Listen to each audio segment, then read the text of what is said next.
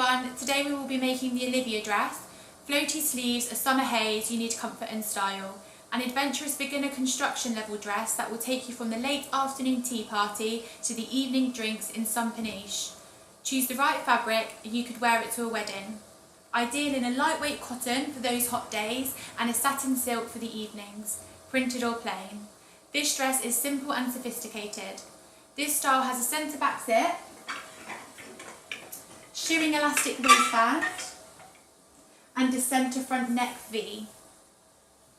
French seams or a simple overlock finish for the internal seams, and there is a simple hem turn for the skirt and the sleeves. Enjoy these step-by-step instructions and have fun. What you need for the Olivia style: your pattern and booklet purchased, half a metre of lightweight fabric fusing, also known as interfacing, your choice of fabric. We recommend polyester crepe, cotton satin, polyviscose or a poplin. For your fabric consumptions, please refer to the lay plans provided, as this will determine on the size you make your garment. If you opt for a fabric with stripes or plaids, please allow extra fabric. Shirring elastic, you can use white or the colour of your base fabric. Sewing thread, matching the base colour on the right side of your fabric. If you are using an overlocker today, you will need 4 more threads. A tape measure, your choice of shears, pinking shears, fabric cutting shears and paper shears. Thread for your bobbin or shuttle, a disappearing pen or marker, optional pattern weights, glossary terminology booklet and pins. We also offer bundles, which includes your choice of fabric, thread that matches the base of your fabric, shirring elastic of your choice of colour, interfacing also known as fusing, and a zip.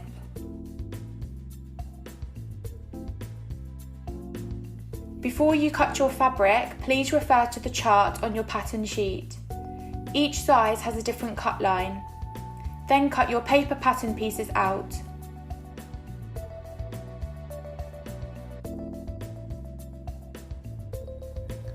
Fabric preparation.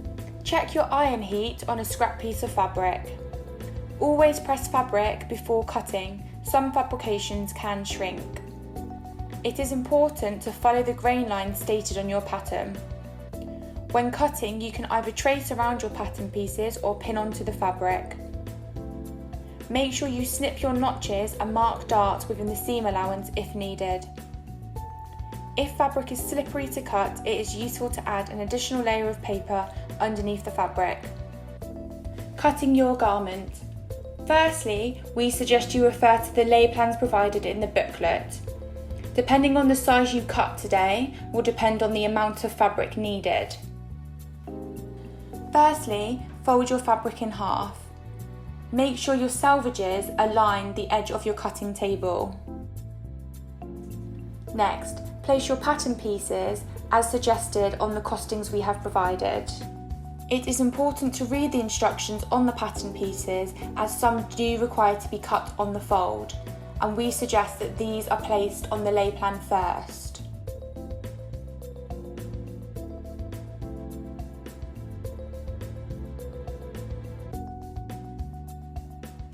Ensure all grain lines are being followed. We advise you measure the grain lines distance between the pattern and the selvage to ensure that the straight grain is consistent throughout all pieces. Then pin your pattern pieces down and cut.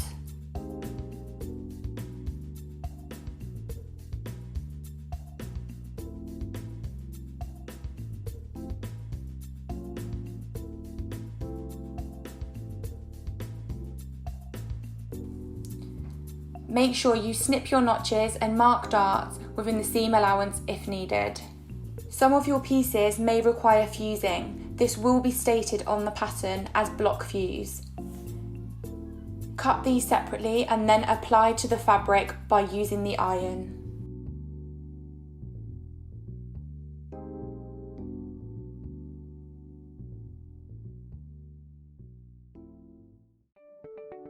Step 1.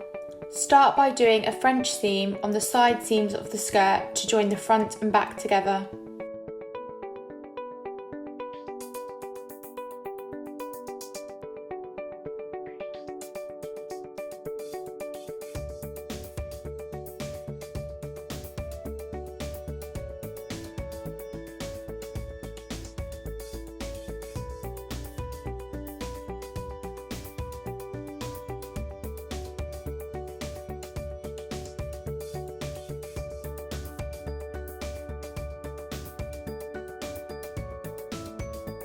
For the centre back seam only, stitch up to the indicated notch for the zip.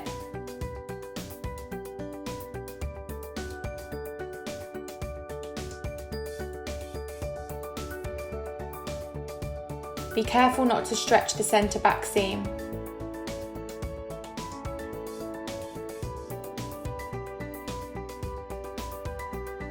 As an option, you can push through the corner using a point turner. Step 2. Press the side seams to the centre back. Press the centre back to the left. Step 3. Overlock the hem edge. Then turn the hem up by 6mm and press.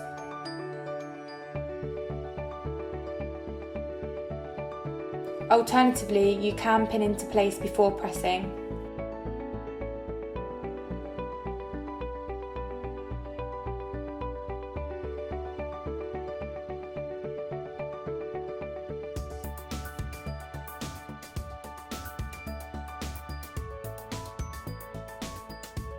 Step 4. Sew 1 cm seam allowance to stitch the hemline down. Try not to stretch the circumference of the skirt. If you applied pins, you can now remove. Press hemline gently. Step 5. Now find your waistband panel. Use your disappearing pen to mark the lines for the channeling section. You can use the notches as guidance. Put some shirring elastic in your shuttle and stitch across the lines drawn. Make sure you back stitch at the beginning and end of every stitch line.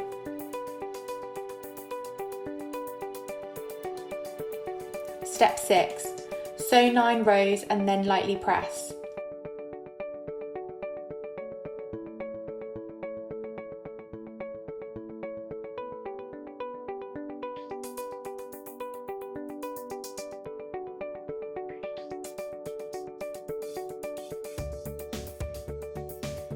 Step 7. Pin the gathered section of your waistband to the bodice panel, right sides together. Now sew 1 cm seam allowance to attach. Ensure you match the notches.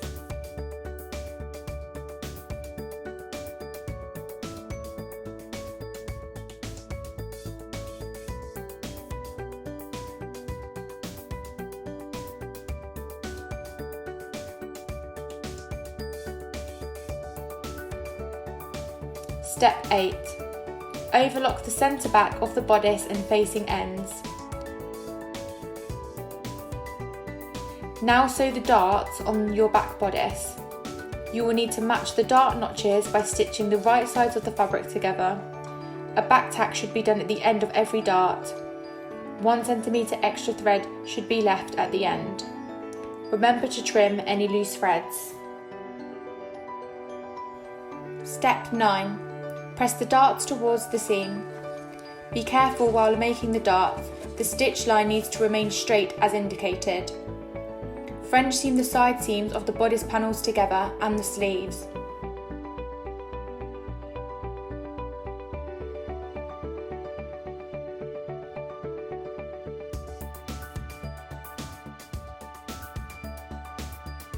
Step 10. Press the seams to the back.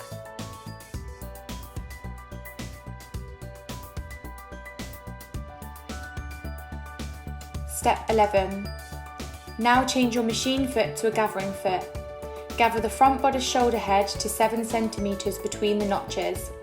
The other option is to increase your lock stitch size and then pull your bobbin thread together.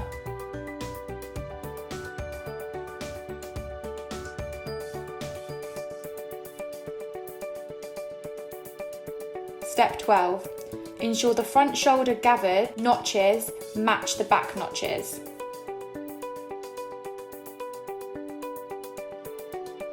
Step 13. Attach the front and back panel at the shoulders.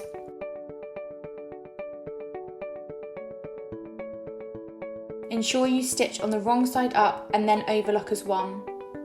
Trim any loose threads.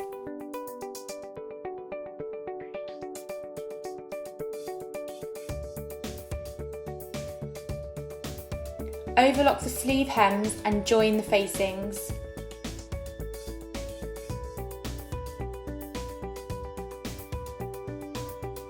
Step 14. Turn the sleeve hem and follow the skirt hem instructions. Steps 3 and 4.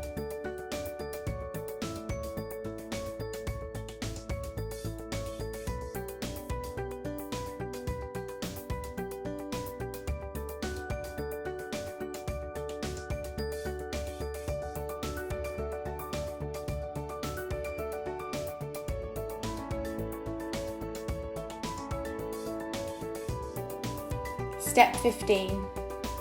Press the facing seams open. Overlock the out edge of the facings.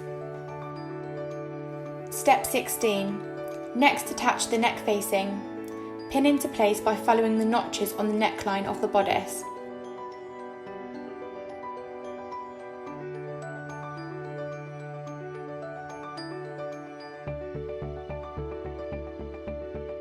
Then stitch 1 cm seam allowance to apply. Cut a small snip at the centre front V, inverted V cut. This provides ease and reduces puckering.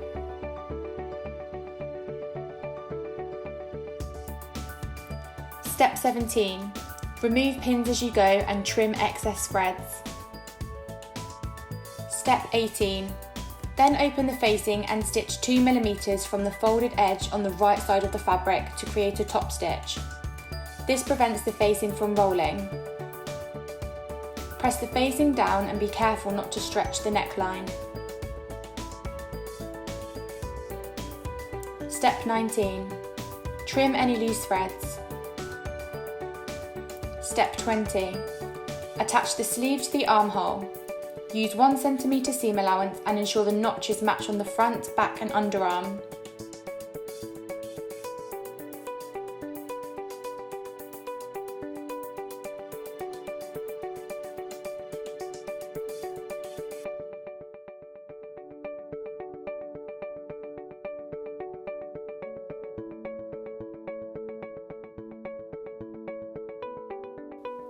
Step 21.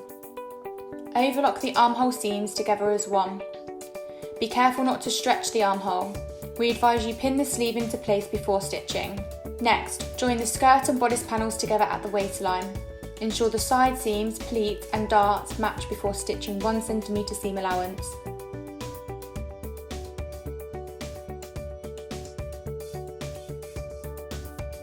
Step 22. Overlock all layers together at the waistline as one.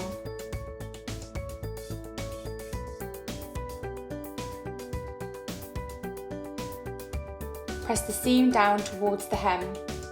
Step 23. Now change your machine foot to either a half foot or invisible zipper foot. Place the top of the zip to sit underneath the neck facing.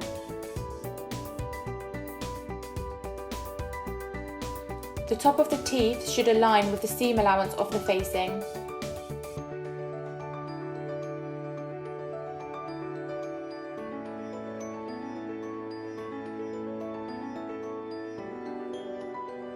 Open the zip and then stitch from the top of the zip to the bottom, leaving 2 cm of the zip unstitched. Tack the bottom of the zip down to open the centre back seam. Close the zip. Step 24. Measure and mark on the zip where the waistline should be.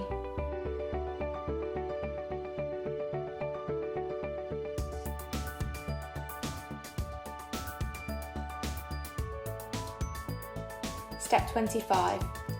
Tuck the top of the zip, tape back and then fold the facing down to hide the top of the zip.